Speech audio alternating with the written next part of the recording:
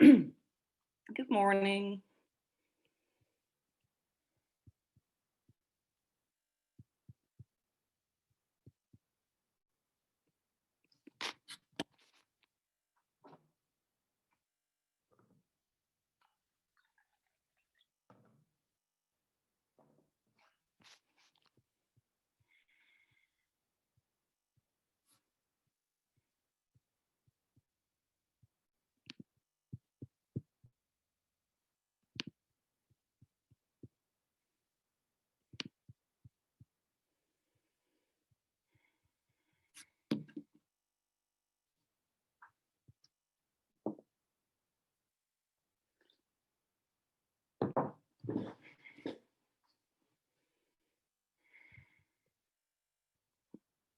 I'm gonna wait for 2 more minutes because you're all trickling down now, and then I'm gonna start off the last lecture that I will give this course about innovation and change.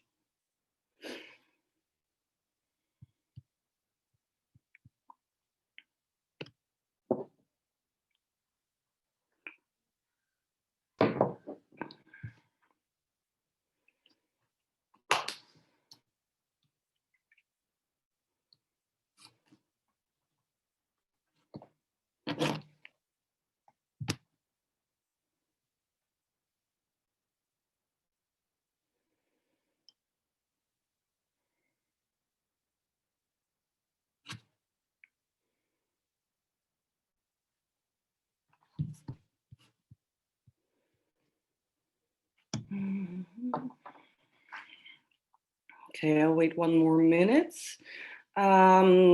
Just as always, I will say it for the last time. If you um, would not mind to put on your video, yay, there's one, then that is very much appreciated. So I also see some faces. But as always, you don't have to. It's optional, but very much appreciated. So, all right, a little longer. We're with 29 now, so we'll see.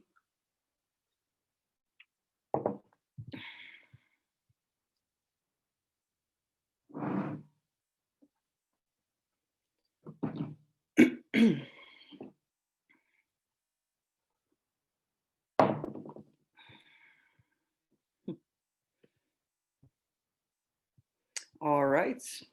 Very quickly there, the number was declining from 29 to 28. So maybe they saw or somebody saw my face and thought, no, not today. But okay, it's 2 minutes past 2. So let's start off the lecture now. This will be the last lecture that I will be given. And then I'm going to hand over the stick to Jannis. First of all, I want to thank you all for sending in your topic. I tried to, at least all the ones that I got before Friday or on Friday, I replied to. There were a couple that I got over the weekend. I will try to do that today. If you still want to send your subjects, maybe if there's one last person who wants to, you can do that today. After today, I'm not going to answer anymore because then you may email Jannis for the rest of the course. So, all right, let's see now. I'm going to share my screen with you all to open my keynote.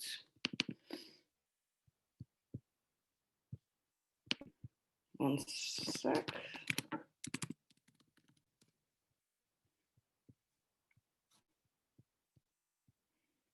I had to log in again, so. Are you seeing my screen now? Yes, okay, I see you nodding. That's good. And this is just something else then. All right, good. And that was me. Let me now open the chats.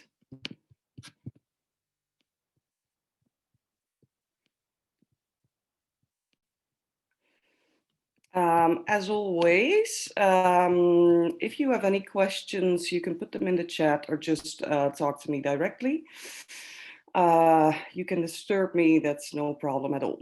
All right, so today we're going to talk about innovation and change, one of my favorite subjects since it's already clear how many. Aha. Um, it's almost clear. I will repeat the question: how many articles need to be of the mandatory literature? I will talk to, I have an appointment with Jannes this afternoon. So just with a heads up, I think it's going to be 3 out of the mandatory 10, but I will confirm that with Jannes this afternoon and then put an announcement on Canvas to confirm that. But probably 3 out of 10 need to be out of the mandatory literature. All right, so innovation and change. You're welcome. Innovation is the topic of my PhD thesis, so one of my favorite topics to talk about. So besides the literature that is on Canvas that you had to read for today, I will also provide some of the empirical examples that I encountered while I was doing my research. So first a little introduction, innovation and change. What do we actually mean by innovation? What are the different perspectives on that? Then we will go into the literature as the articles are stated on Canvas. And then we're going to go to an overview.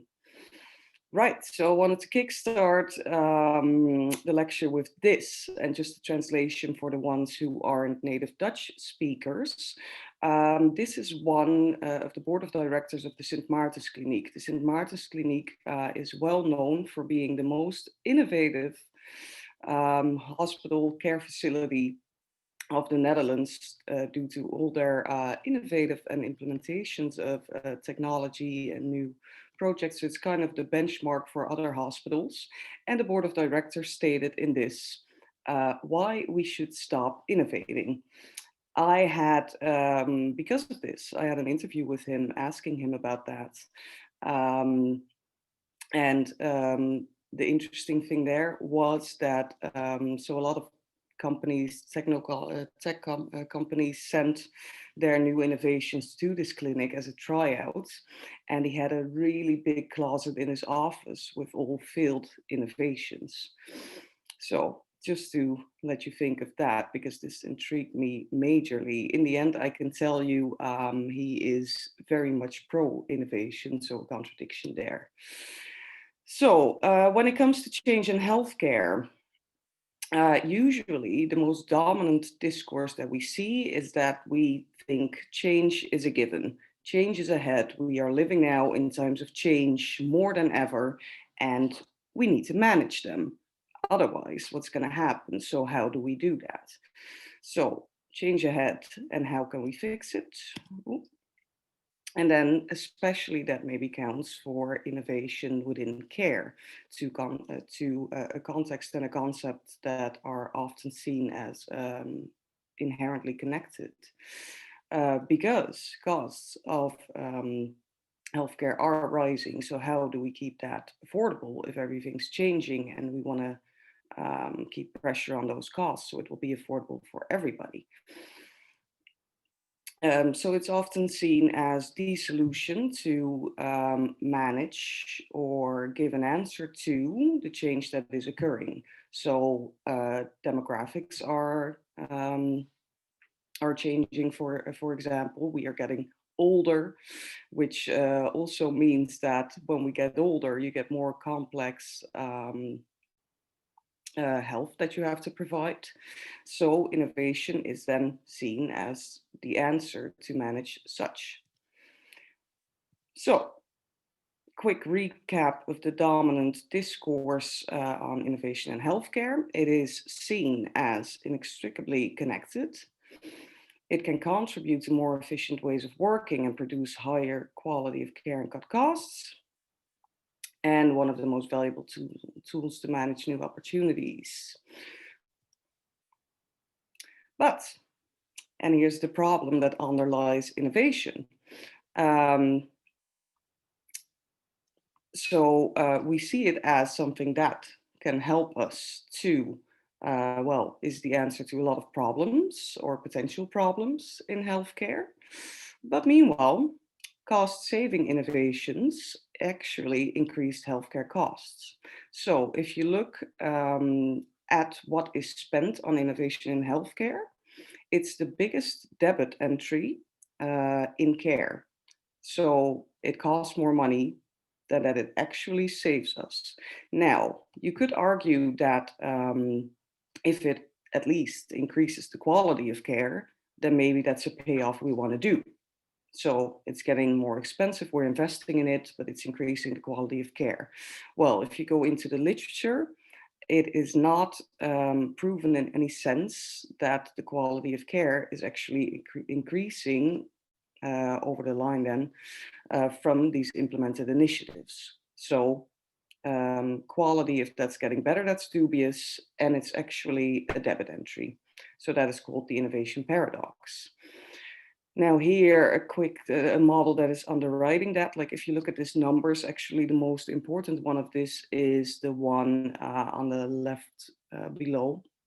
So technology related changes in medical practice over the last, well, there needs to be an update, but from 1940 to 1990, it was the biggest expense post. All right, so now if you could help me out here. So what is innovation? And I would actually like it if you would um, put something in the chat or talk up, like innovation, we see and hear it every time. So what is it? What do you think about if you hear innovation?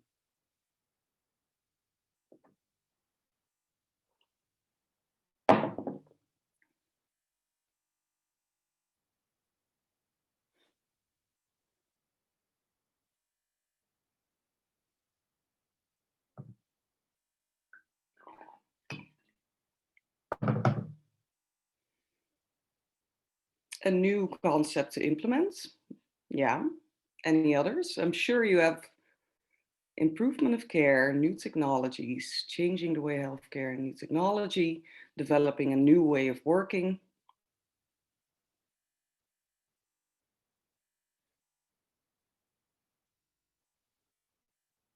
Any other thoughts?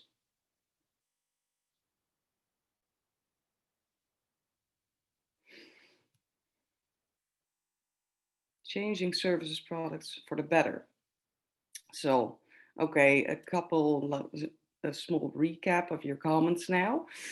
New, it should be, or change. It should be an improvement and it should be for the better. Right. So I put these down before because this is usually what we associate innovation with.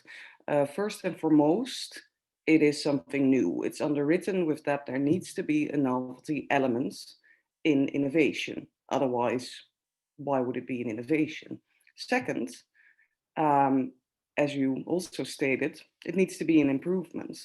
Well, what that does is that it makes it a very positive, hooray concept because implicitly we're saying it needs to be for the better, which makes it viewed as inherently good. It's very hard to disagree, and I noticed this from my own experience just asking people what is innovation, that it's very hard to be against innovation. It is almost on an emotional layer that innovation is a good thing, or that's how we see it. And it's also largely an unquestioned belief. But then we'll start with the first and most prominent component to innovation. It needs to be new. Now, a short question also would be nice if you answer it on the chat maybe. Would you say that the electric car is an innovation?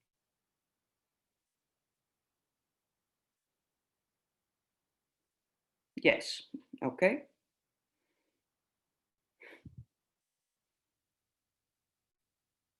Okay.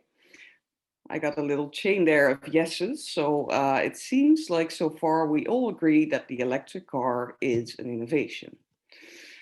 Well, this is an article from, I think, 1923, but I cannot see that now, American Journal of Surgery. It is very interesting. There's a connection between cars and medical specialists, apparently, because also in the Netherlands, there's quite a popular professional magazine, which is called Doctors and Cars, Arts en Auto. So there seems to be a link there, which I always find very interesting. But okay, the electric car was first brought on the market in the 1920s.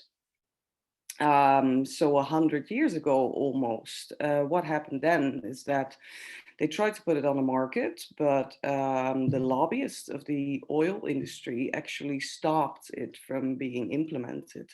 So why I came up with this example is that what makes it a tricky concept already is because what is actually new is up for debate. And there's a difference so in what we perceive as new and well, is that still, it could be that you say, oh, it's only 100 years old. So yes, we will still call it new. But that's a perception of how you define newness. Like, should newness be new in the world, new in the Netherlands, in the first group of people who are doing something new? It is up for debate. So, the discourse of how we view innovation, as we just discussed, as a very positive and good thing to do, changed over the 1920s. So Schumpeter is, well, the most named figure and is the, well, let's say the founding father of how we view innovation today. And he came up, he's an economist, he was an economist, with the theory of creative destruction. So what he said is that it's for us to process as people, we need to destruct things in order to also create, or the other way around. We need to create things so things will also be destructive, and this will lead us to improvement and prosperous economic perspectives. So 1920s, he came up with this, it's his biggest theory, the creative destruction. That's where we draw upon, usually if we look into innovation theories. What is important to know here, it's that it's driven by an economic perspective. So that it improves quality, that is maybe secondary to the economic gain that innovation can give us, according to Schumpeter. But then, you have studies that looked at, so what does innovation really mean? And one big one there is from Godin. Innovation, the word itself, exists since antiquity, and only after Schumpeter, our perception of it changed. If you look at medieval times, innovation was perceived as a highly negative thing to do. It was actually vowing against church, against the status quo. So if you would say, I want to innovate, that would have been an offense to the established institutions, which in those times were religiously based, and there were punishments. And there are some very interesting documents to find, out of archives and stuff, that if you would be the one who said, like, okay, we're gonna innovate, one of the punishments was that your ears would be cut off. So we talked in the first lecture about discourse, Grit and Dolsma, for example. So to show that how we see this changes, this also goes for innovation.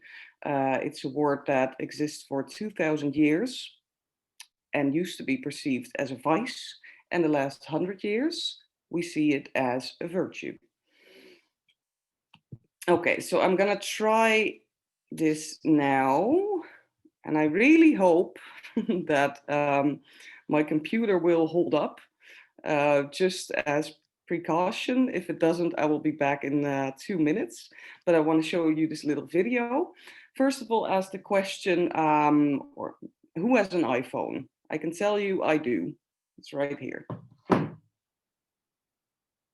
I'm assuming most of you, but maybe.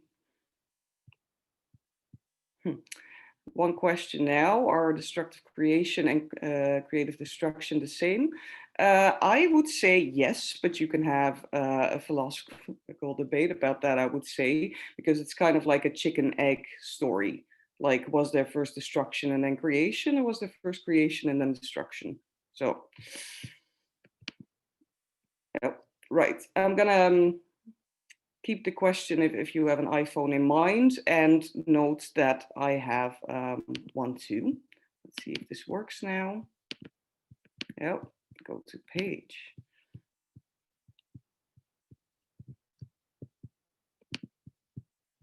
Meanwhile, Apple's going forward with the release of the iPad mini tomorrow, or for the millions of people who still don't have electricity, Apple is releasing a new paperweight tomorrow. It's a smaller version of the iPad. Anyone standing in a line for an iPad mini in New York or New Jersey this week should be punched in the throat, right? Volunteer for something. Apple just started running a new commercial for the mini. It looks like they might have another big hit on their hands. First came the iPod, then a slightly thinner iPod, then a tinier iPod, then a taller, thinner iPod, then a taller, thinner iPod that shuffles your songs, then a pink one, a blue one, a green one, then an even smaller iPod, then a wider iPod, then an iPod you can touch, then an iPod you can talk on, then an iPod you can talk on with a G on it, then a shorter, fatter iPod, then a shorter, fatter iPod that shuffles, then a thinner iPod you can talk on with a 4 on it, then a gigantic iPod you cannot talk on, then a gigantic iPod you cannot talk on that's a little faster, then a white one. Oh my God, oh my God, oh my God, white. Then a thinner, taller iPod you can talk on. And now a bigger, but not gigantic iPod you cannot talk on. We're Apple, and you're suckers. Don't forget to buy a new charger.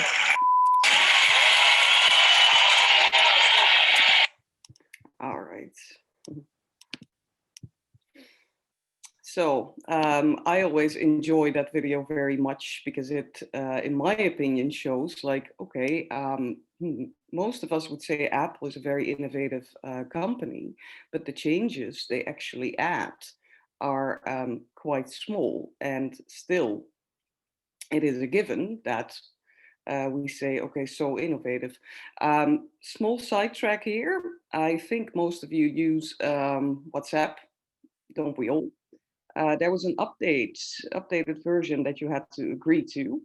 Now, it's all up to you what you want to do with that, but I would recommend, because it will set it in February, to maybe read it and see if you actually want to agree to what they're proposing, because this update is quite a big shift that you give up a lot of your privacy rights if you sign up to it. It gives them access to all your photos, the conversations you have, also if you use apps like Tiki and stuff. So maybe think about and read it and see if you care that that's not yours anymore, but will become somebody else's property. And look for alternatives or be selective about what you actually share on that. But that's a side note, and totally up to you. All right, so what you see now is that, as we talked about, so innovation is seen as inherently a good thing, largely uncontested if it actually is, but that there are some frictions in that. First of all, what you see is that it sells. It does something. If I label something as innovative, we almost instinctively go like, "Ooh, that must be really good." So it's a word that sells. What you see then is that everybody's saying, "Oh, we need to innovate," but a lot of people are actually doing things that are being done or being done in another place, but we're on the on the boat of, oh, this is great, this is innovation. So reflection and checking, okay, what's actually happening? Is this new? Is somebody else doing it? That can sometimes be a blind spot or a consequence of how positive we see that. Now, another example for how it's performative, the word already says it, it does something, it activates. Um, is a study done on laundry detergent. So in this study, they looked at commercials and first had a commercial that did not have the word innovation, then the exact same commercial, a commercial with the word innovation, the only change, and 40% the sales of 40% went up. So you see, just adding the word and nothing was changed or done with the laundry detergent or anything, that does something. All right. So I hope now, like, was that clear? Are there any questions? Like, I'm kind of maybe exaggerating it a bit and go to the other end of the spectrum, thinking of, maybe creating a counter argument of some maybe negative sides or unintended consequences of innovation. All right, so now the literature, all 4 articles that I selected talk about frictions, tensions that might occur in organizing innovation. So the first one, and that's the most extreme countercritical article, is the one from Getz and Robinson that say innovate or die.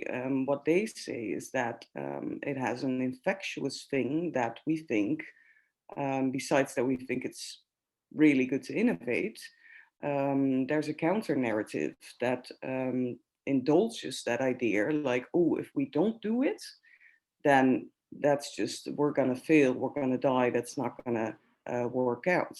And they give a couple of examples that actually, if you look into companies that are economically prosperous or not, that innovation initiatives, or at least what's labeled to that, are not as linked to the company's success as we might think they are. So this is one example of an interview that I had with a pediatrician who was in charge of all innovative initiatives of his department at the point. So maybe take a minute just to read it.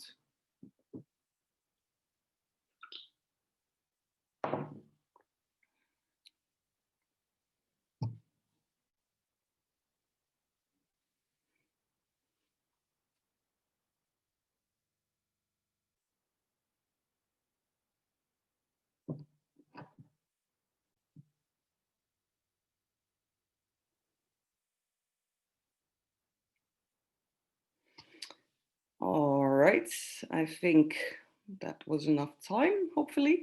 I thought this was a very interesting analogy that he draws with Artwave Rococo. Just for the ones who don't know, this came after the Baroque, as he said, and was kind of an explosion of just wanting more and more and more. So ornaments and embellishments were just added up incessantly until it was critiqued for its overabundance, and that all the ornaments were steering us away from the actual substance of the art. So this parallel I thought was quite interesting, that he said, I just don't know what's going on anymore. Everybody needs to innovate, and they are calling everything innovation, and I don't know what's going on. So his plea was for going back to the basics. Why this came back to me, because it's a while ago that I had this interview, is because I think actually that this year this might has happened, because we all were put with our faces on the facts of a pandemic. So focus was, or and as it should be, I think rerouted towards that. And you also see that initiatives of innovation have changed over the last year. As I mentioned before, lean, which is all often called a cousin or a form of innovation, and having less ICU beds to pressure the costs. That went to the other end of the spectrum suddenly. So then, first of all, the article of, or second, the article of McMaster, because I hope now that everybody gets that it is a bit more complex and there are different perspectives. It also, again, think of quality of care, how that's debatable. I'm kind of trying to get there too with innovation. It's not a clear-cut thing. So there are different ways also to study how innovation implementation unfolds within care. So one of the articles talks about the difference between a diffusion perspective and a translation perspective. Now, first of all, the diffusion perspective comes from the classical read of Rogers that talks about the early adopters and the innovators and this curve that I think you are all familiar with. At least maybe something changed. I should check it, but I got this in high school in economy classes. So this is a very classical way of how we think of it. So there's a new technology, there are people picking it up first, and then it goes through this curve until we reach full adoption and everybody is using the innovation now. What I think is very interesting in this is that if you look at the last little bit, the laggard, that's quite a negative word. We would perceive that as if somebody calls you a laggard, they're not giving you a compliment. So already the value-laden implication of this model is that if you do not go along, then you're a laggard. That's just not good. So there's an implication in this, how we value it. So diffusion, mostly based on Rogers' model, is seen as linear. As you saw, we just have steps and people percentages who need to adopt, and it will all be fine. The drawing I made myself. I'm not really good at that, but okay. It hopefully still conveys the point that I'm trying to make, is that we see it very step-like. And it's like a cannonball. That's the innovation. We shoot it off until it lands, and successful implementation we have then. This also implies that it's an independent thing, so that we as humans don't interact with the innovation, that we don't change it, adopt it, or use it for other purposes. So it puts it outside of interaction with people. And again, just as with quality and the lecture we had about how to measure such, what comes along with this is that we can see it as innovation can be managed and planned. It's all good, just go through the steps and there will be a success. Now, usually, if you dive into the literature about innovation, and especially, I would say more the social science side, because it zooms in on how people actually interact with the new innovations, it is a bit more messy than that.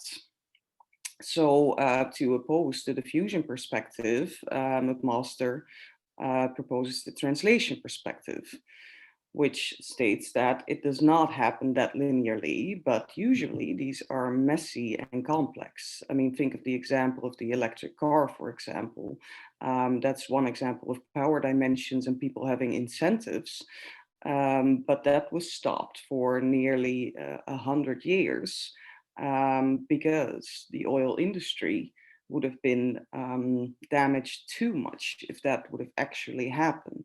So not every, I can give another example of that actually. don't know. So for kids, it's a very standard procedure. Like if they have an ear infection, they often put in the little cylinders to fix that. There has been research done for about 50 years that that actually is not the best solution if you look at the health of the patient. It can cause damage. And usually, if you wait if you wait out an ear infection, it does pass, and there's less damage done if you just let that heal by itself. Still, the thing is, if you look at the um, doctors who are the medical specialists who do that procedure, if you would stop doing this, then I think, I'm not sure about the percentage, but you can look it up online. There's like 50% of the medical specialists on ear, throat, and nose would not have enough work to do anymore. So there's an incentive for medical specialists to actually keep doing this procedure. Otherwise, they risk um, not having a job anymore. Okay, so there are cycles of learning. Also, if you think of how an innovation started and how it develops, that is a trial and error thing. I'm sure also the electric car that I showed you in the article is not the same anymore as that it was then, and it developed over time. And also, you can stumble upon problems, new problems emerge. So it keeps being adjusted and shaped, which for that reason makes it very hard to be exactly linear and managed and controlled, because you can't foresee everything that will happen. So last point he makes, it's a constant translation. So rather than just a linear planned out thing, we are looking at how does this work? How can we apply it? Regulations can change. Health of patient changes as well, and their needs. So it's not a static. All right. Was that all clear so far? Okay. I see somebody nodding. That's really nice. So, any questions concerning this, or all good? All right. Then, just before the break, I'm gonna quickly talk about the article of Dixon Woods, which specifically goes into the problems and promises of innovation, but in a healthcare context. So, what they discovered and how the articles build up is that there are paradoxes that are inherent to innovation. And it might be so that because innovation is a paradox in itself between the new and the old, that when you start organizing it, these are other paradoxes that can unfold. So the first they go into is the paradox of rapid diffusion or very slow uptake. Now, what they say is that it's very hard to see when an innovation will suddenly pick up. And if you compare that to which do not, that it's not, the reasons why that happens are not clear, and are also often not linked to actually improving the quality. And that's something that is often skipped, talking about it beforehand, like actually, why are we doing this? Is this making things better? To why not? And here they make the example for that. And that's just one. Technology, for instance, is something that usually diffuses quicker, and they refer to that as toys for the boys. Like if you talk about a robot, people are very eager to implement that. You can get a public outlet with that, and it can suddenly just shoot off and be implemented. Well, on the other hand, there are innovations that might have bigger, have more let me think now.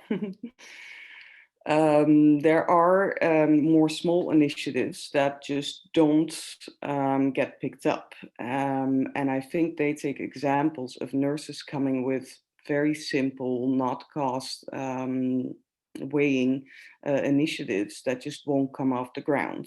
So they post this like, why is this so? And they even also go to the point and name some researches that the rapid diffusion sometimes are not researched at all and can in the end pose risk on the patient. So that's one of their paradoxes. Then the second one is that, well, we are, people are group animals, let's say. We're not inclined to just totally live individual, and our relationality does something with us and our thinking.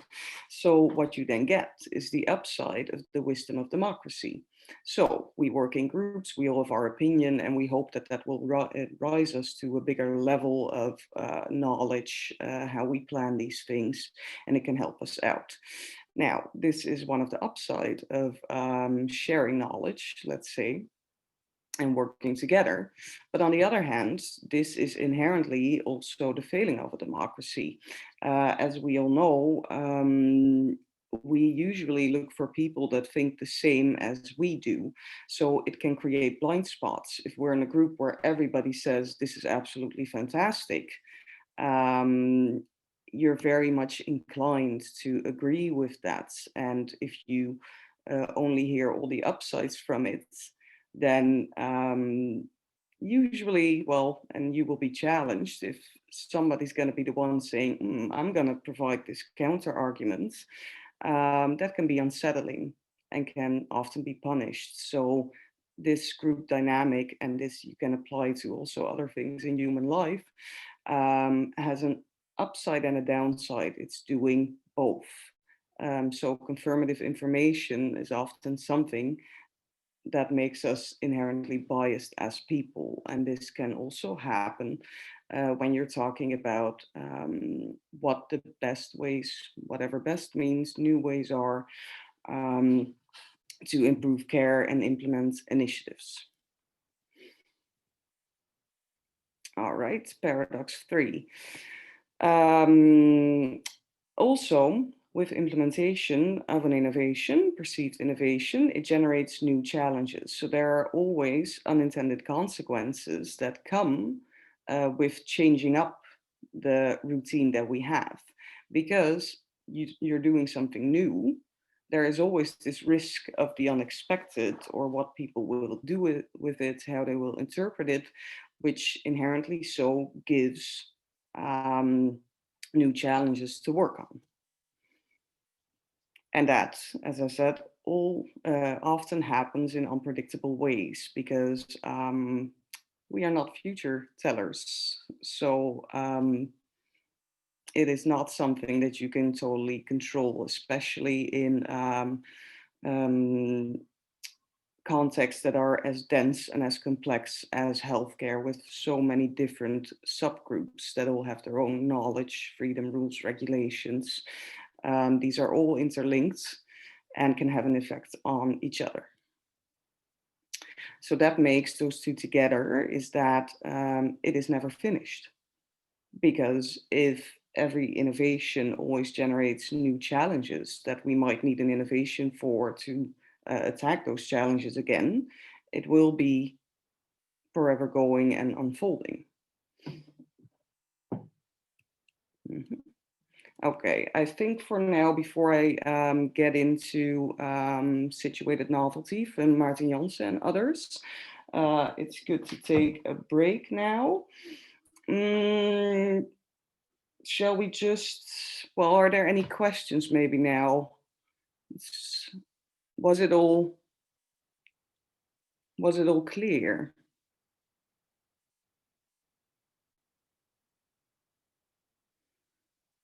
All right. I'm happy.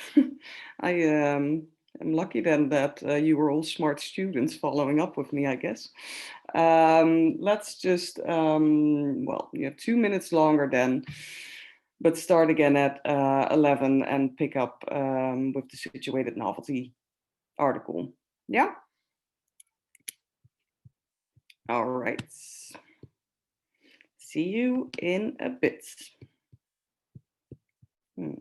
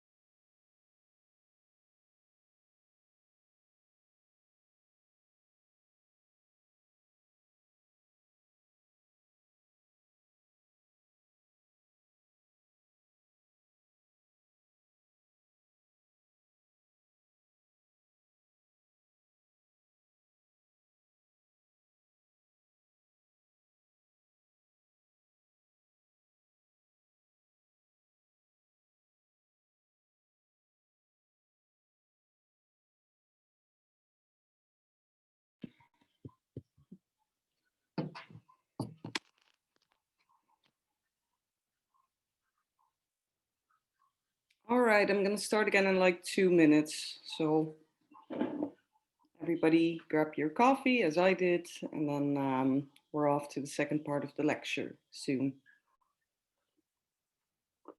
Yay, face. I'm always especially excited with the first face that I see and another one, second one as well, I must say.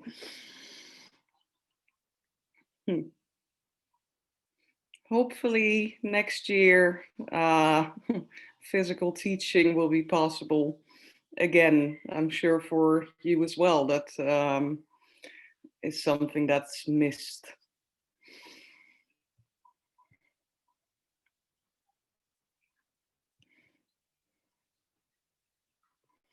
All right, 1 minute then.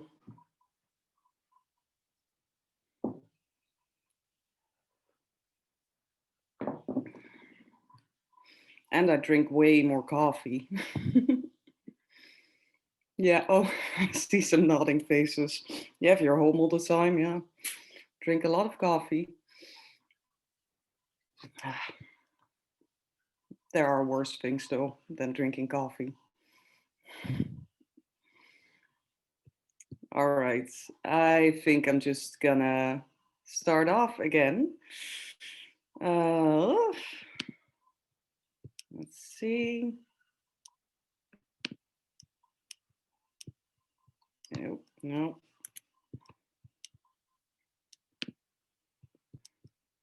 No. 1 sec. Share screen.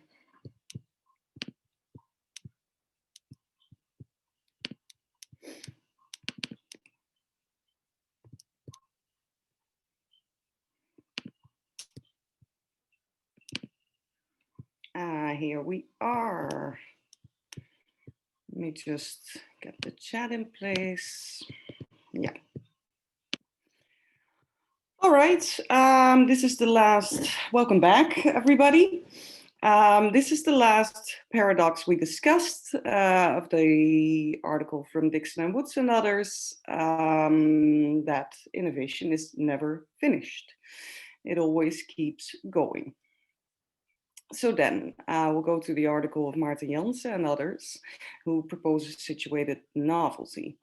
So what he did, he did ethnographic research, I think, so qualitative fieldwork in a hospital, and dug deep into the essential component of innovation, what is novelty. So we talked to medical specialists and asked them what is innovation, what is new, and found that, as you can read up upon in the article, that very different meanings are ascribed to what innovation is. So people do not agree all the time about what is new and what is an improvement, what is good for the patient. So that was diverse. So the core concept then is newness, and that is a contextualized thing, as he discussed. Like if you view something, if you want to look at newness, is it just an adjustment? Can you just, like with the iPhone or iPad, make it bigger or make it white, and then we can call it an innovation? Or is it something that needs to be totally a new product? So it depends which context you are in, which hospital, which care home, when people label something as such. So how people view this then is in the end, it determines the process of whether something might be implemented or not, and how it will be implemented and for what. So it does something with the process of the innovation, the way people view novelty and innovation and have different opinions about it. You can also imagine if everybody agrees, you will have a very different course of implementation than if people do not agree. So the main pointers that he makes is the context is important. It depends on where you are, how people view this. You can get it involves different meanings. Oh, I have one sec, I can see it now. I have a new message. I don't really get the last points of the process points, I would say. Okay, good. I'll go back to that then quickly. So innovation involves a process inherently because it needs to be implemented, people interact with it. So it's not just there, it's something we work with, we learn, relearn, we adjust. So it's a process when you look at innovation in organizations. So how that process of something that is labeled as innovation will unfold is not something that happens, is clear cut, that you can just paste from one context to the next, because it differs on time and space and where it's implemented. So if you have the same innovation in one hospital and in another, if you compare it, the process of how it's used will differ. So therefore, if you take that context seriously then and look at how people have interpreted it and adjusted it, that is so inherently interlinked to the technology or logistic innovation. So it's an interplay between these actors, which makes it adjustable and socially constructed by people. Is that clear enough?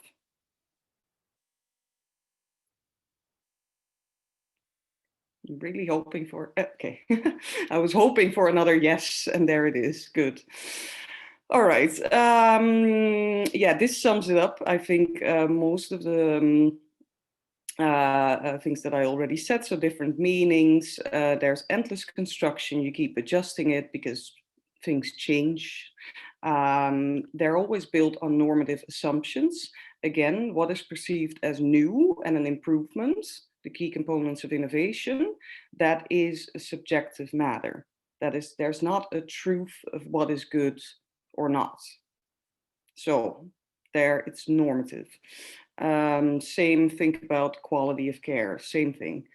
So technologies are stable and flexible at the same time. Yes, this is another paradox actually dives into. Like it is something that it gives a grasp that we can impose on a context, but meanwhile, people are in interaction with it. So these two are working with each other at the same time and are interrelatable. So innovation is not the physical artifacts, but the relational reworking of people and institutions. That's innovation. Well, that's the definition that he proposes. So go away from the normative framework of new and improvements, but it's a relational thing. How do we use this to hopefully the advantage of care altogether? All right.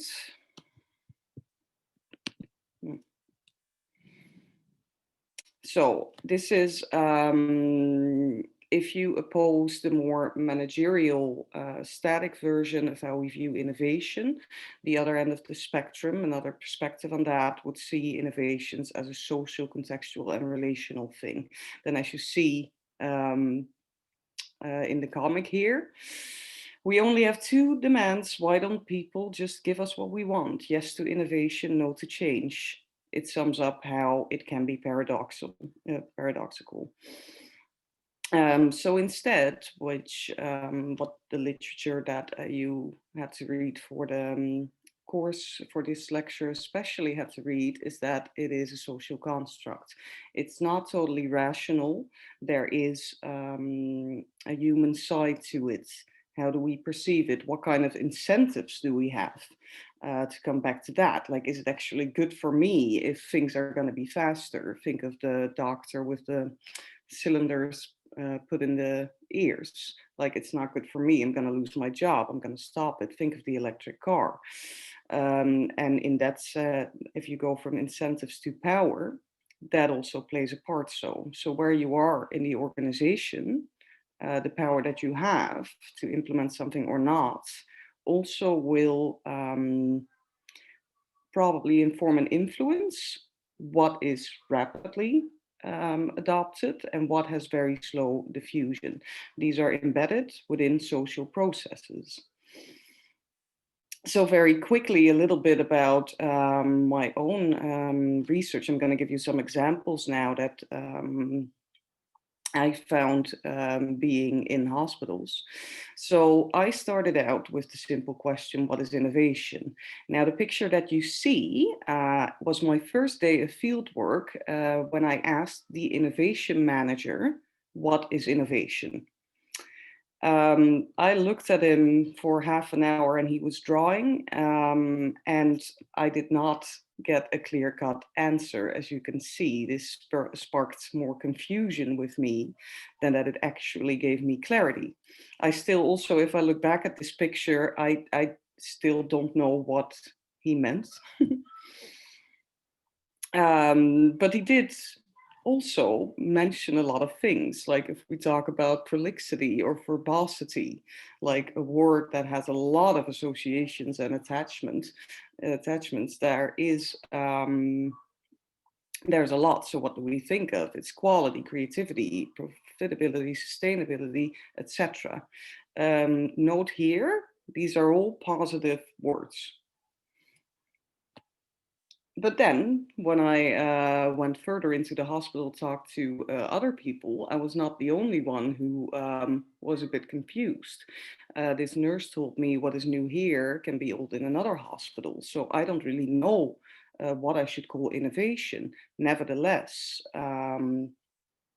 hospitals, at least academic and top clinical hospitals, are obliged to have formality when it comes to innovation in place. This is also, the innovation manager worked at the innovation department of the hospital that was incepted due to government regulations who stated you can only keep the status of top clinical hospital if you have a department in place. So then they erected an innovation department and had to do something in the hospital. When I entered the hospital, however, the medical actors were like, well, what actually do you mean and what do you want from me? When is something new and when is it not? Hence, also a nurse asking me when I had focus groups saying, innovation, what is that, my dear? I don't know what it is. She grabbed my arm and I looked at her thinking, I'm not sure if I can provide the answer for you. So first thing then, we'll go back again. Is it good in itself? Well, maybe not per se, although it's highly perceived like that. Just some other examples of what I encountered. So is it good in itself? I would be very likely to argue no. Because you have different perspectives. So who actually is the judge then to say this is better? Like, would it be the nurse? Is that the best person to ask? Because they're usually most close to the patient. Or no, is it the manager who has more knowledge about economic prosperity of the hospital? Or is it the medical specialist who has in-depth knowledge of specific kind of specialty? So, and when you start asking that question, a lot of things unfold. Like the first quote, fool on me once, shame on you, fool me twice, shame on me. That was referring to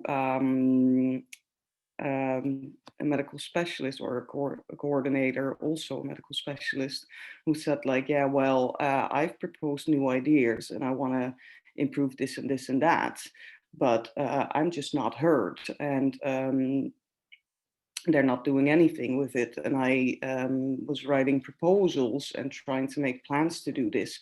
And in the end, it just got shut down. So I'm not going to do this anymore because nobody listens to me anyways.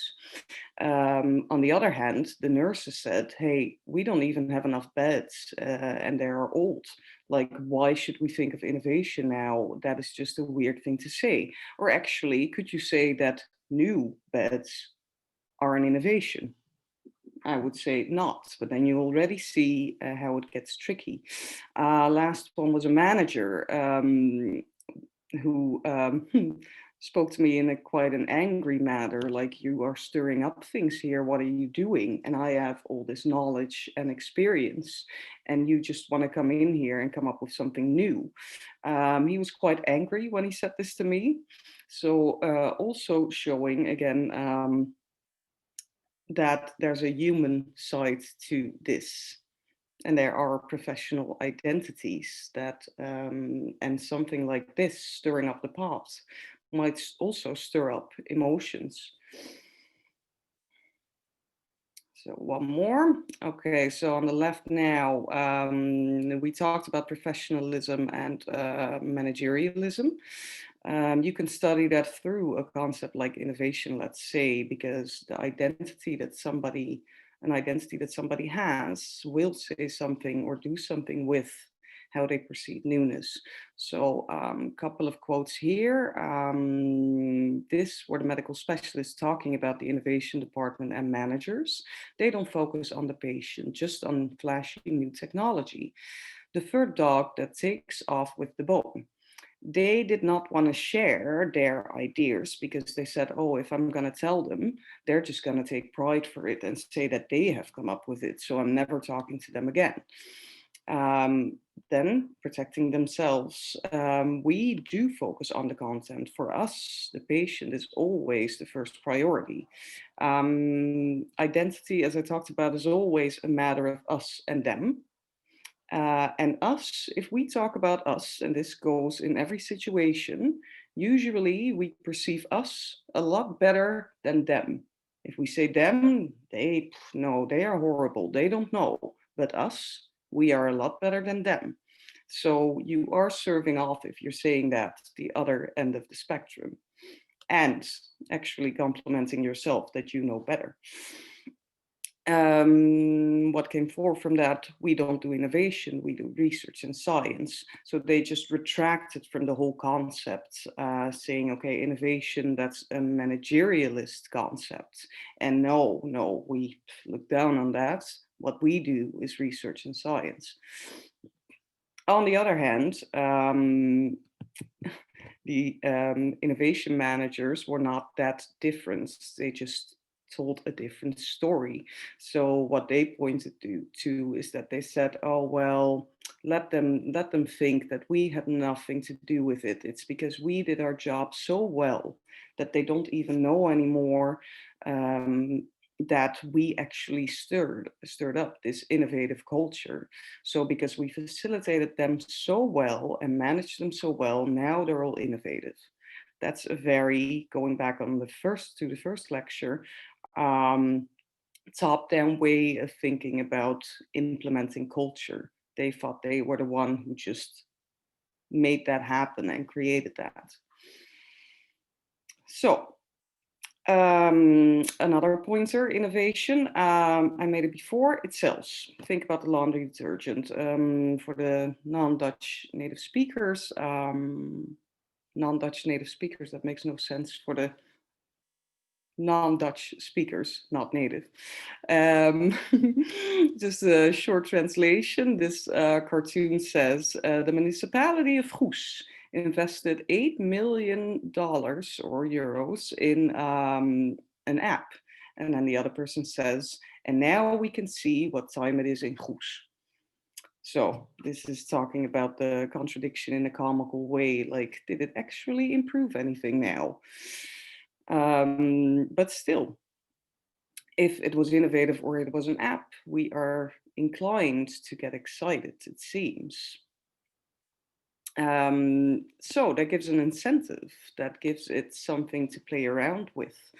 So this is a quote from a pediatrician who started a project for obesity among minors and started a network, and actually, well, in my opinion, did really good work to actually improve care.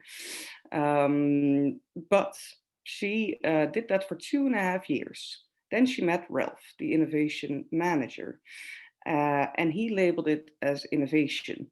She never thought of that. She also asked for some funding from the board of directors, never got it, was declined anything else. At the moment, it was labeled innovation. Suddenly, she did get funded, and there was public outlet. Well, nothing in the context changed. The only thing that happened is that somebody labeled it as an innovation. So that's what I mean with performative. It does something if you call it that.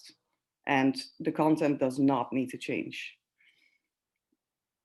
So now the point of this all, because I have been maybe a bit critical towards innovation now, or actually I'm trying to give you a counter perspective, because it is inherently, because you're talking about new, driven by the idea that it will be better in the future. Like, and this is a very human thing to do. And that's all in the concept new, because new always implies change something else. So it's based on a forward-looking view. You mentioned innovation is change. One sec, I got a question here. You mentioned innovation is change. Oh, wait, 1 second, just fell off. One more time, you mentioned innovation is change, but a lot of examples show innovation doesn't always change things. How can you explain that? Well, I would say that it definitely is change, but what I'm trying to counter is the counter question is, does it change things for the better? And what were the unintended things that happened or came along with something like that? So even, let's say now, with the electric car, right? Let's go back to that. You can think like, hey, it isn't new, but still that we have the electric car, that did change a lot of things and is still changing a lot of things. So there are quite inseparable, because if you want to innovate, because there needs to be something new, that does imply a change. It is now only the thing about what is when is it perceived as such, and I think that's where the distinction lies.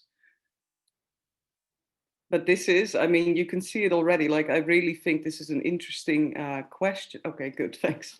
I think it's a very interesting question, but as you see now, also not one that I can give you a yes or no answer to. And that's kind of what we, or I have been talking about now, is that there are so many inherent frictions and paradoxes that come along with this that actually makes it quite complex to organize around such.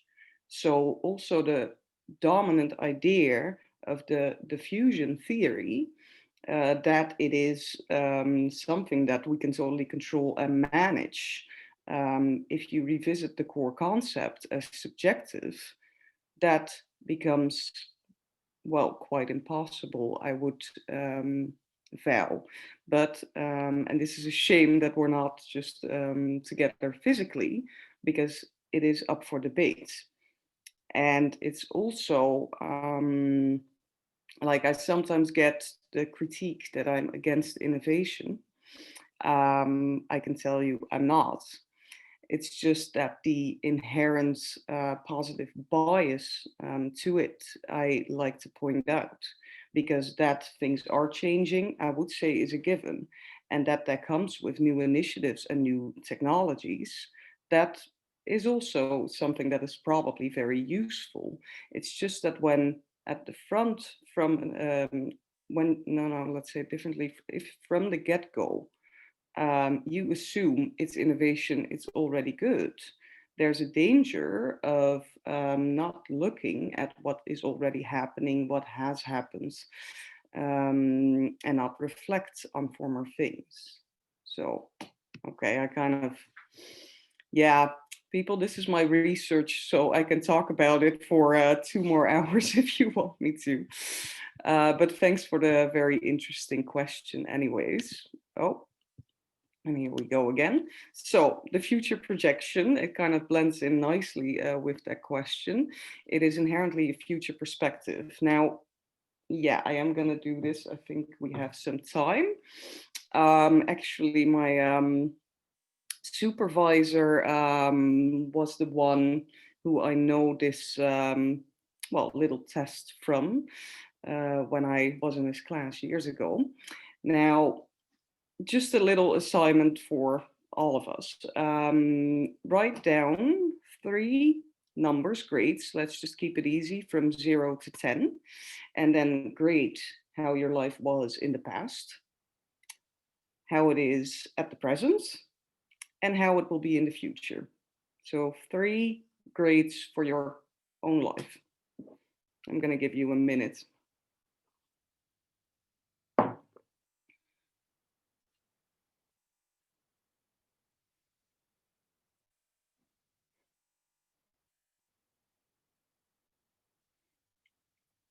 Now, would anybody dare to speak up and tell me what they have written down, the 3 numbers?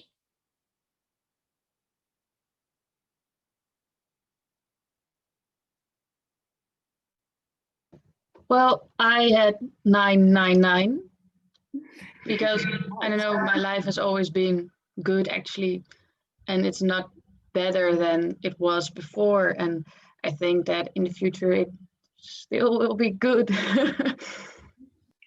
I'm very excited to hear you gave your life a 9.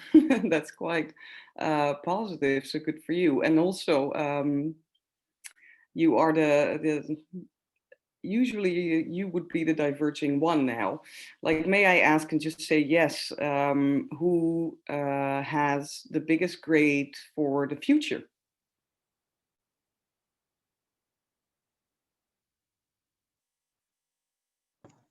I do, because I think, yeah, I have a feeling that the decisions I made in the past and that I'm making now, that I hope that they will actually improve my life. So that's why I assigned a more positive grade to the future. But on the other hand, if I look at the state of the world, it might also get worse in general.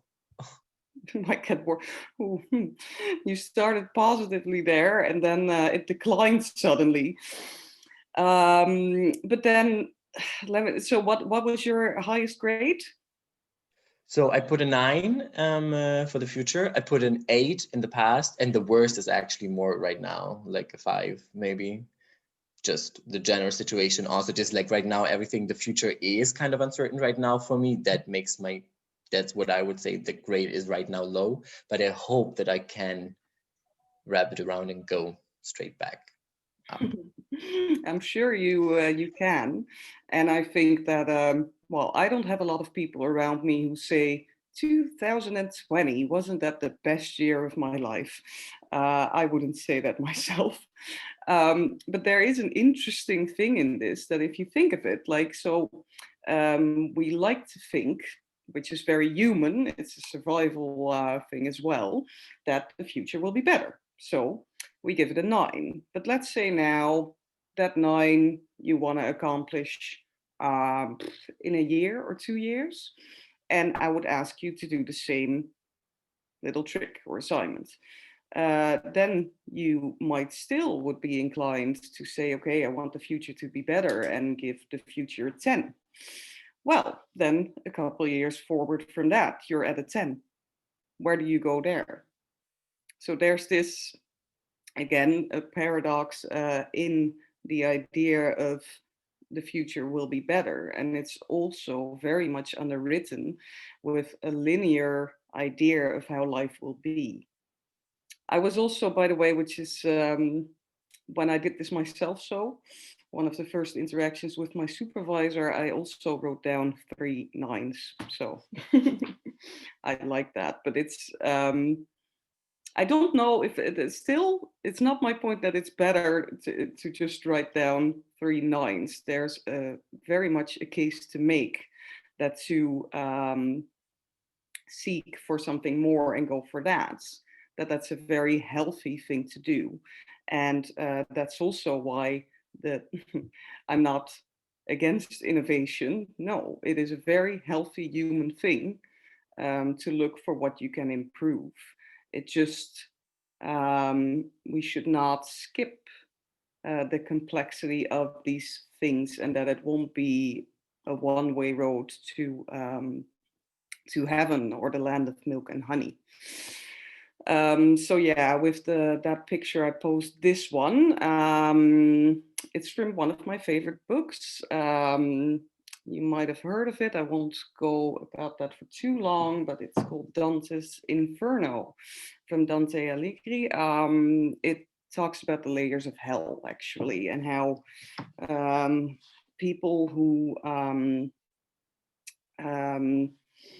behave badly in religious terms got punished there. So one of the circles of hell is reserved for the future tellers and for the soothsayers. So the people who said, I can predict the future, and went overboard with that, because as people we can give an indication, but we do not have the ability to actually look at the future. And it might, if you go overboard with it, neglects how you can learn from the past. So in this canto, the contrapasso, so the future tellers are being punished with their own sin. Their heads are turned upside down, or the other way around. So they have to move forward. They can never be still. They have to walk. But their faces are looking the other way. So they're forever doomed to look backwards, because they overstated how much they could actually see into the future. You know? Yeah. So it's, and the key point I want to make there is that it's a balance between the two. So it's not to say, let's just ponder upon the past and not do innovation anymore. No, both are in interplay with each other. Things are informed by history or come out of history, and how to reflect upon that and look for the new. They're not inseparable, and they should be in balance, I would say. So this is another one that this was an HR consultant who was hired for a lot of money to write a business plan about an innovative culture in the hospital. And on his wall, bigly printed out, he had the quote, "It is not the strongest of the species that survives, it's the one most adaptable to change." And here again, think of Getz and Robinson, innovate or die. That is kind of underwritten by this, like, we will die if we will not do it. And then coming from that, because there might, there is a truth in that. There, I would say, there we are changing and adapting to the change. But then look at human mastery. We can all improve that, and everything that is very much in innovation. And the quote from the innovation manager again, if you read it now, points to that the blind spot in that is neglecting what happened and not talking about the past or the present anymore, only being in the state of the future. So what Maarten Jansen and others propose is that, okay, as we talked, it is situational, relational, and it happens in its time and space, but we should build in some reflection when it comes to innovation, because that might be a danger of getting also excited about all this novelty that grants us all these benefits. So how could we reflect on that? Maybe we can do it in the process. Maybe we can actually, and you can organize this to an extent. Can we plan to talk about novelty, to check up what actually happens and how people are using this, and is it still improving quality of care? Is it going in the right direction? Do people have other ideas? So incorporate the learning aspects of these novel initiatives. is one that can be, well, that they propose anyways. Because this, I did not incorporate that, but you can look it up yourself later. You have a new term now called exnovation. And there are some articles that dive into that. They say sometimes when something's implemented and people start working on it, it gets out of hand and goes away from the individual control.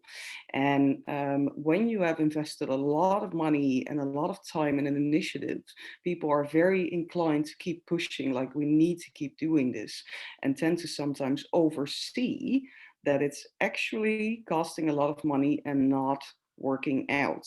So some articles fell for sometimes, it did not do what we wanted it to do, or things changed. When can you pull the plug instead of just moving forward and pushing it until, well, who knows what the consequences may be. So again, interplay of looking forwards, looking how to improve things in the context that you are in, but maybe also check your mirror and look backwards a bit, and in the present, what is happening now. Now, what is interesting, today's situation, like how can we view innovation now? What is happening during the pandemic? One very famous Indian author, Arundhati Roy, said the pandemic is a portal. So actually that things are so different now might be a time of opportunity, and also revisiting what we actually care about.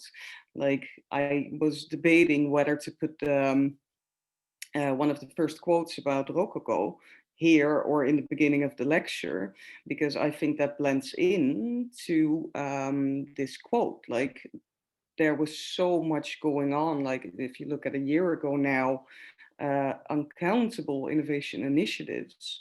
And this year, we are going back to the period of austerity, like not more, because we have other priorities now, but actually revisit what is important for us when it comes to healthcare.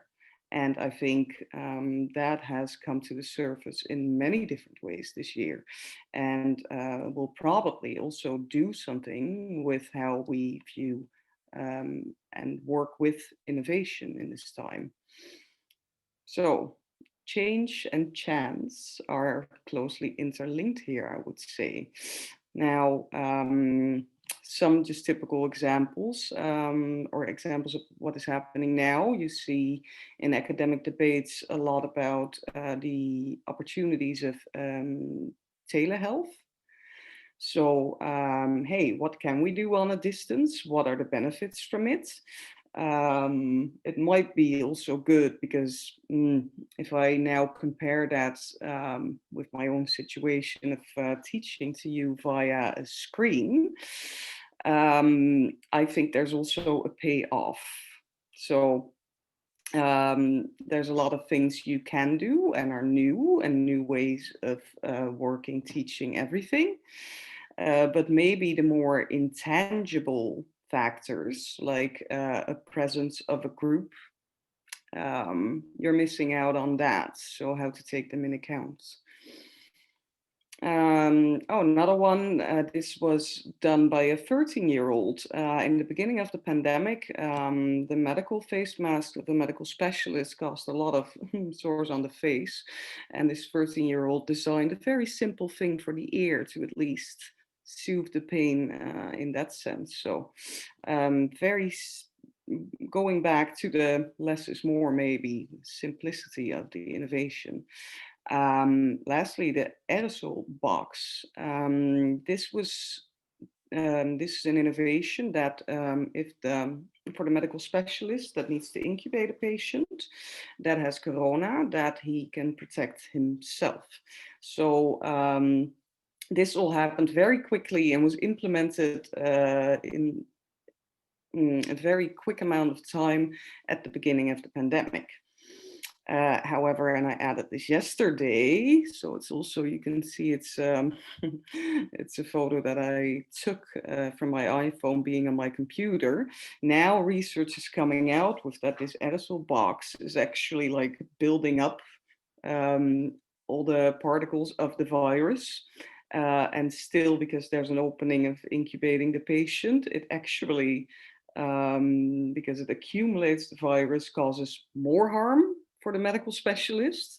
So then you see about learning what works and not, and how what the need is at this moment does a lot with that. This was invented in well, I wouldn't say 3 seconds, but that's metaphorically speaking, very quickly, implemented very quickly. And now you get these counter arguments like, hey, but is it actually doing what it was supposed to be doing? So now research is checking like, maybe some dangers in that, which I thought was quite interesting. But now what to do with that. If you just type in this title, then you will find it in Google Scholar, because there are some more researches. But as I said, I decided to look this up yesterday, and it was also news for me. Like, oh, see, here you see how it's already getting adjusted. So what probably will happen now is that the initial idea, which seems to have potential, the original model, is going to be adjusted to still have this benefit of the innovation, but to eliminate the risk as it is there now as well. So cycle of learning, relearning, I think this is a good example of that happening. All right. Then my last little quote, because that was my lecture, my 2 cents on innovation. One of my favorite books, again, the book is called Zen and the Art of Motorcycle Maintenance. Very interesting, also talks about quality. And he poses the question, Pirsig, that is, what's new is an interesting and broadening eternal question, but one which, if pursued exclusively, results in an endless parade and trivia of fashion, the silt of tomorrow. I really like this quote, and I thought it was a nice way to end, because it shows how novelty and newness will always change and is interlinked with the zeitgeist of nowadays. So it's not a static thing.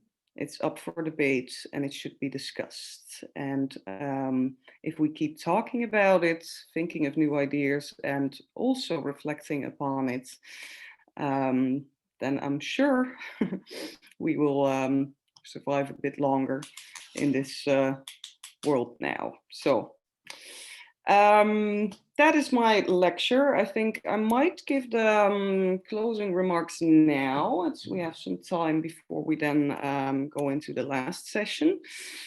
Yeah, and some of you might be leaving, I noticed last time with the breakout rooms. As I said, any questions about the essay, if you have them, email them to me today, because after that it's Jannes. Now Jannes is just as capable of answering questions, if not even more, than me. But if you have anything about the lecture you want to know, then feel free. I have been quite happy with how it all went, with people putting on their cameras, and that we managed to have some interaction in when we are providing this type of education. So I want to thank you for that. I want to wish you a lot of luck with Jannes. Hopefully I see most of you in 15 minutes. And if not, then I'll see you in the last Q&A of the last week concerning the essay.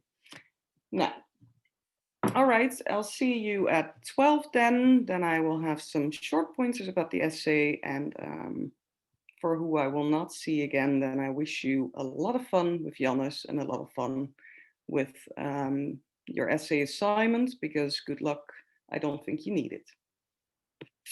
All right, see you soon.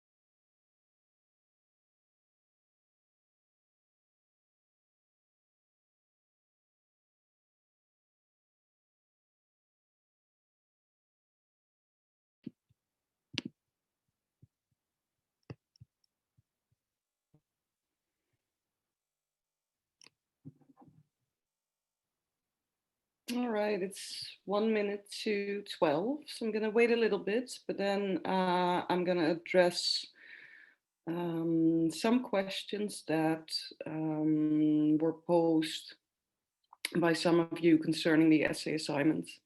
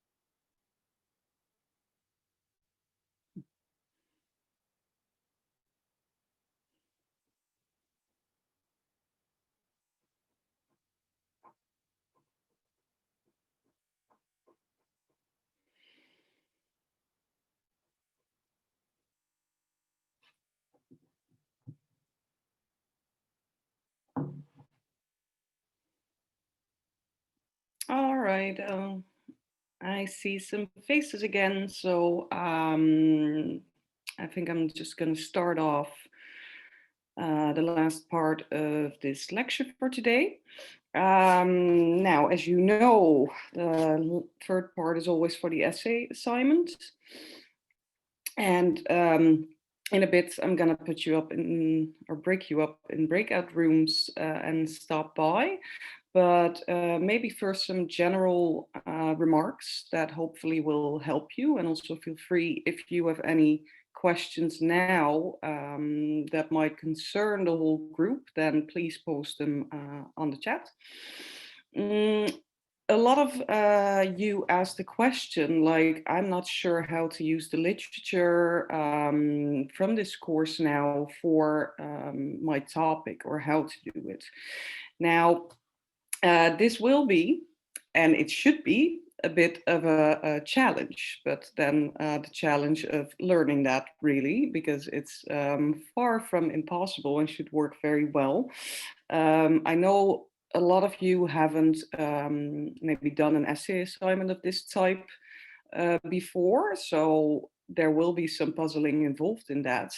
But it is true that if you expect, like, let's say you're doing it about the vaccines, you will not find an article that literally will talk about your specific dilemma, spark of interest, whatever it was. This is because, I mean, you have a lot of diverging topics. It's just literally not feasible to get the literature that will cover all of those. So it's not, it won't be like a exact fit paste, like, hey, I'm doing it about vaccination and here are 10 articles about how that is going, how that is implemented, what may be such.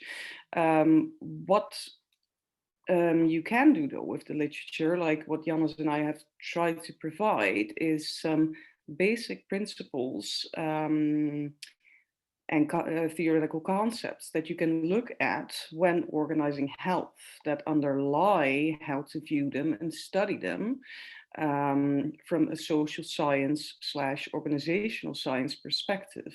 So, for example, if you are doing it about vaccination, or about the ICU getting oversaturated, and you pick a dilemma or an ethical problem, as is stated in the essay assignments, you can visit the literature that is on Canvas and see, like, hey, but what is at the core of this maybe friction or gap in knowledge? And then maybe you look at different logics between professionals and managers, which you have literature about. You can look at how discourse is changing if you want to use Grit and Dolfsma. You can go to the Enigma of Health from Gadamer, that talks about rationalizing healthcare opposed to the human side. I mean, if you look at this last year, that those two opposing, although they're not always opposing, maybe inherently intertwined concepts of human work. It's about life and health. That is the essence of healthcare, and how that sometimes has friction with the rational side. Like, for example, it would be a very rational approach to, let's say, the ICUs run full, to say, okay, we're going to discriminate on age. That is very rational. But is that the way, the best way? So that's how you can address it. Now, the upside from an essay, maybe for you, I don't know, is that you have a lot of freedom, well, concerning picking your topic, but also concerning what literature you will dive into. Like, we are not assessing you, because what usually an exam does is we try to force you to read everything because you randomly get questions. That is not the case now. We're not going to test you on every article if you have read that. That's not the competence that is tested with an essay. What we are looking at, however, is if you mobilized the right literature to make your arguments. So in that sense, as I said before, like skimming through, however in depth you need to do that, what we all offered, and being able to select the right articles with the right theory most fitting to your arguments, that is a thing that is gonna show. So if there is something in, that's the competence you're actually showing off. I understand this literature, and therefore I was capable of selecting the appropriate theory to my thesis. Is that clarifying?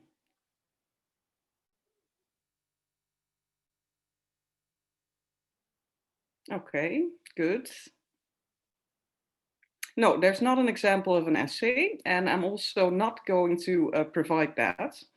I thought of it, and I can definitely see how you might be in seek of that and find that easier. But there are so many different ways to build an argument and to have your own freedom as an author, that I think it would ultimately be very limiting if I would just give you an example of one. And what you then also see is that students sometimes, maybe you would never do that, but almost rephrase and mold the example to their own essay. And it's really about trying to learn this yourself. So in that sense, we're not going to make it that easy for you, because and you're all perfectly capable of doing this yourself. Of course, now you have the freedom to look up different examples yourself, and utilize them to help you get a grip.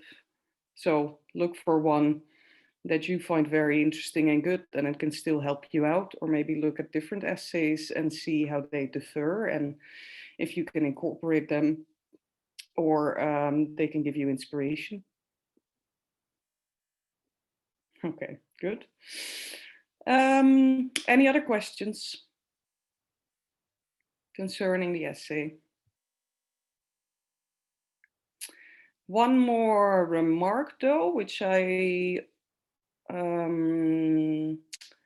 also emailed to a couple of you, but it's just good to keep in mind. As I think in the second lecture, you find it on the sheets, one of the last sheets, is that, okay, we only have 4 weeks to write this essay, which is quite a lot. But then again, you're expected to work on this for 40 hours a week, according to the points you get for this course, which is a lot of time. It's very normal that in the first week, when you're exploring your topic, that you diverge. So it affects things culturally, maybe what you're exploring. You can look at the organization side, ethical dilemmas, public health. So you go around and you come across all these different layers, perspectives, complexity that are all interlinked to your subject. Now, in an essay of, let's say, about 5 pages, you probably will not explore all of these complexities and topics that are linked with it. So you do, and I think next week would be a good week for that, need to converge as well. So funnel down, like what is it that I need to back up the point that I'm trying to make. Now, to give an example, I think after this you will write your thesis, so it will be good practice for that. I know that like with my empirical data, when I had to write my thesis, I think I only used 20% of everything I saw. And cutting down on that was a process, and also sometimes hurts a bit. So it involves killing your darlings because you need a streamlined argument. So expect that during the process of reading and writing this essay, you will come across some crossroads of deciding, is this actually necessary for composing what I want to say? That can be very, it really depends on what kind of argument you're making, how complex you want to make this, and also on your experience with essay writing in that sense. But try to check yourself, is this relevant? And sometimes a very simple and parsimonious argument can be just as good as a very extensive one. Because think, if you read your own text, like, okay, is this now readable for the person who's reading it? So you're the writer, so you need to become a reader's writer. Think of, is this still my own explosion of everything that I've read? Or is it cut down now and facilitating to the one who reads it to understand what point I'm trying to make? Yeah? Any questions for now? Otherwise, I'm gonna put you in breakout rooms and stop by.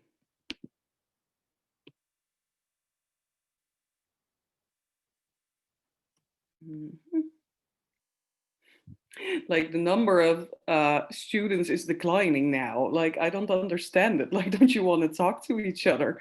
I would think we're all home so much.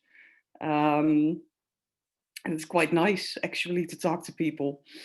But still, I mean, you're all adults, so feel very free. I'm gonna put you in 5 breakout rooms for now, and then I'll see you soon.